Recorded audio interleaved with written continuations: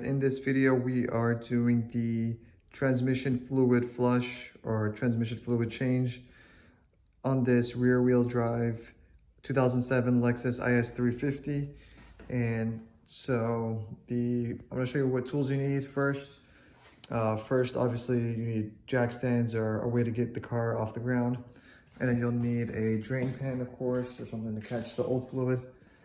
You will also need a automatic transmission fluid. This is the one I'm using. You need about 2 or 3 quarts, and you also need a 3/16 Allen wrench. You're going to need a 10mm socket and also a 14mm socket. You will also need a siphon or some kind of a tool to fill the transmission fluid with. This is called a siphon, I believe. It's just, 2 ends like this and a little pump in the middle. Or you can kind of create your own thing to fill the fluid in.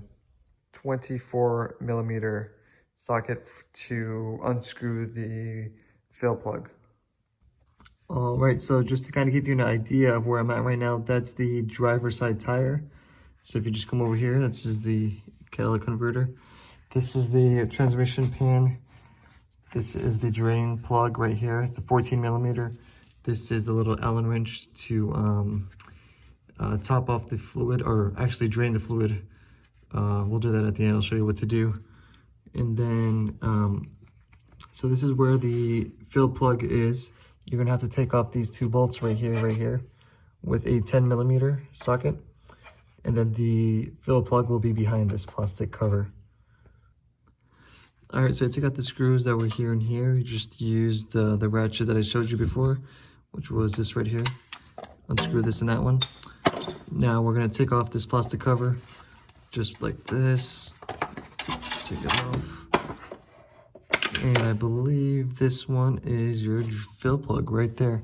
All right, so now we're going to remove the fill plug with a 24mm socket.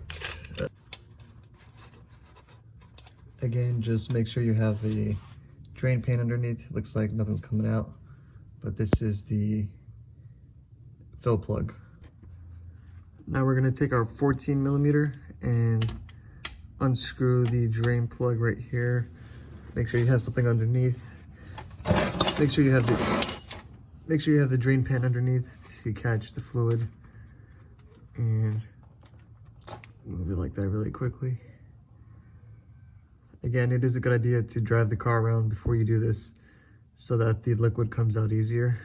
There's a washer with the plug, so make sure you don't lose that. Now we're gonna let this drain for a little bit and then put the new fluid in. Okay, guys, so the official number is 1.9 quarts is how much you're supposed to fill up this transmission with transmission fluid. Since I got 3 quarts, I got a little extra, so what I'm gonna do is I'm gonna leave this drain plug unscrewed, and I'm just going to flush it out a little bit. So I'm gonna take my siphon here and just put some fluid into there.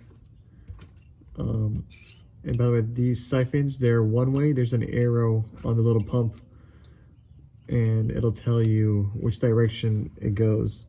So make sure you're doing that properly. I'm gonna put a little into here and you'll see it come out over there. The arrow is over here somewhere, and look at it, it's coming out, it's flushing out. That's what I'd like to see, to kind of just clean it out. All right, so I'm gonna put this drain plug back, tighten it down. I'll put the official torque spec somewhere on the screen right here.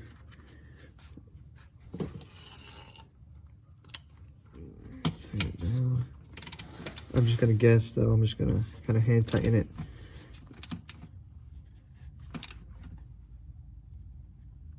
Just right there. It feels good. Maybe a little more. That's good right there. Okay. Now I'm gonna start filling up this the transmission fluid, and I'm gonna start filling it up until it starts leaking out from here. So make sure you position the drain pan properly. It looks nice. nice and red like, well, I don't know. So we put in half a quart already. Now here's another bottle, which is 1 quart. So let's see how much it takes until it starts to drip out. All right, so you got another bottle, 1 quart. I've already put in 1.5 quarts. So let's see how much this takes.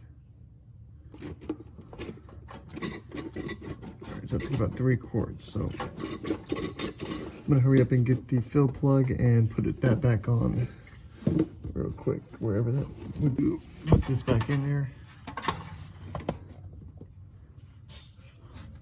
Put the fill plug back on here, and then